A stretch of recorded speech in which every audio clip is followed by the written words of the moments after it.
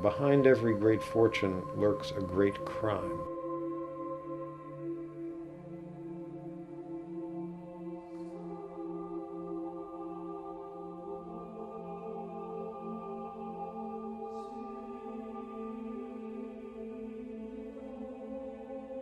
It's often attributed to Karl Marx, but in fact the person who said it was Balzac, the novelist, who was actually a rather conservative man. And it's true, because if you look around at uh, other great institutions, especially those which were founded by individual philanthropists and so on, it's pretty hard to find one that was founded and largely financed by some major industrial capitalist who didn't exploit his workers in some horrible way or exploit the public by selling them some inherently harmful product like tobacco and so forth.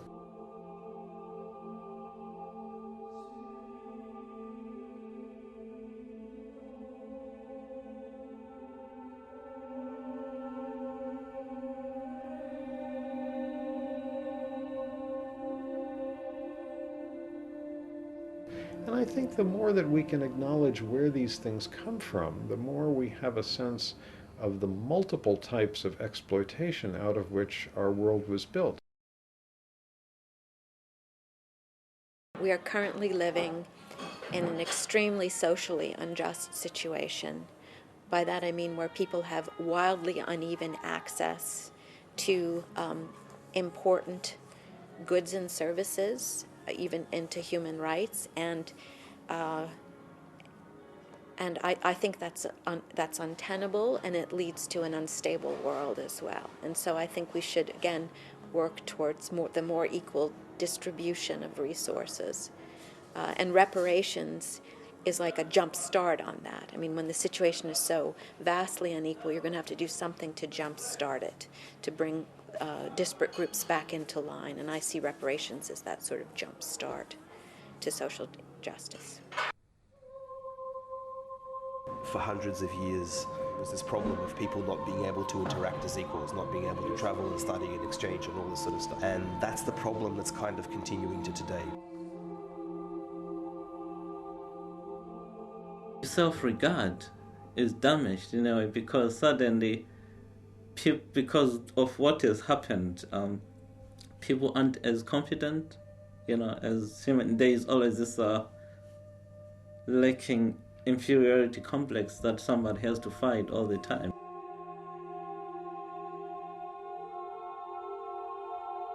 When there is a heritage of people being enslaved, it does take many generations to outgrow the disadvantages that that places upon you. Uh, I think that things like literacy going back through the generations give people an enormous head start in life, and when they've been deprived of that, when they've been deprived of higher education, chance for higher education going back many generations, that's a deprivation as well. And of course, many black people in Britain, as in the US, have met discrimination and prejudice. Um, Legally, of course, it officially no longer exists, but informally, in many ways, of course, it still does exist, and this is a barrier as well. So if you see an Ethiopian on television, they're likely to not be asked about their own personal views or their own things. They're likely to be asked to show me an example of Ethiopian culture, or can you wear an Ethiopian costume so that I can see what your people are like. Do you know what I mean? There's this grouping of people, and that disempowers you because that deprives you of a voice.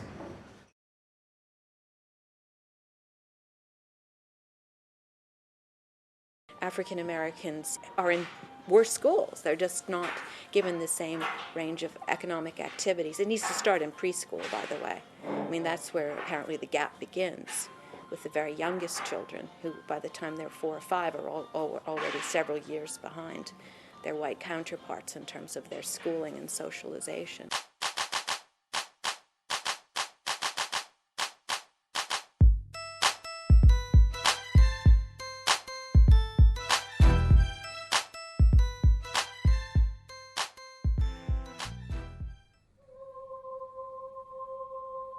If reparations are wrapped into debt repayment, That would actually make a real difference, if you like, to people's lives now, and actually perhaps pay for the people that did survive the impact, if you like, of slavery.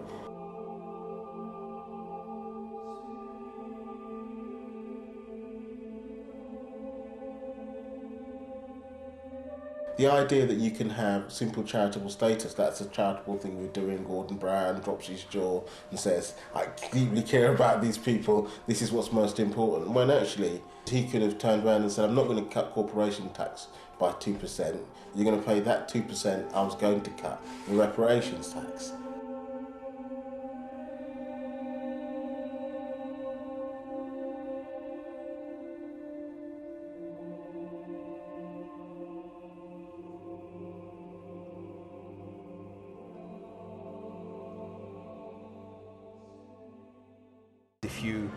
If you pay people a fair price for what they're making, for what they're producing, for their time, for their labour, for their materials, then generally speaking they won't need aid.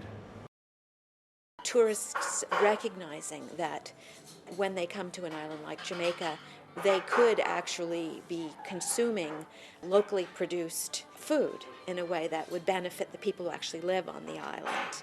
Americans simply don't know. They do not know the consequences of their consumer practices.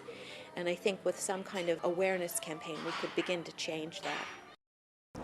Specific budgets and quotas in the media for a greater diversity of voices, for a greater diversity of places dealing with these issues, dealing with the effects of all these things, and to create a space for a kind of a debate and a discussion of how people are affected by it. Investing heavily in cultural institutions in a way that help build people's sense of self-being, I don't know, give them confidence about who they are. For anything to do with access to education at every level, access to decent living conditions at every level, access to health care and old age care of top quality at every level, it ought to be done on the basis of these are things that everybody is entitled to, and not on the basis of what color your skin is, whether or not your ancestors were enslaved, or anything else. I have this real problem with, like, what do we do to help them? It's not about that, it's about what everybody can contribute overall, ideally, to whatever society. The Nicaraguan government was laying internet cable all along the highway, going way up into these very remote places. It was very interesting, right? And I don't think those people would rush, to buy fancy cars and to utterly change their lifestyles, but they might like internet access because, for instance, this one woman we visited was trying to set up ecotourism. And how is she going to do business in ecotourism if she can't reach her market audience, which of course would be through the internet?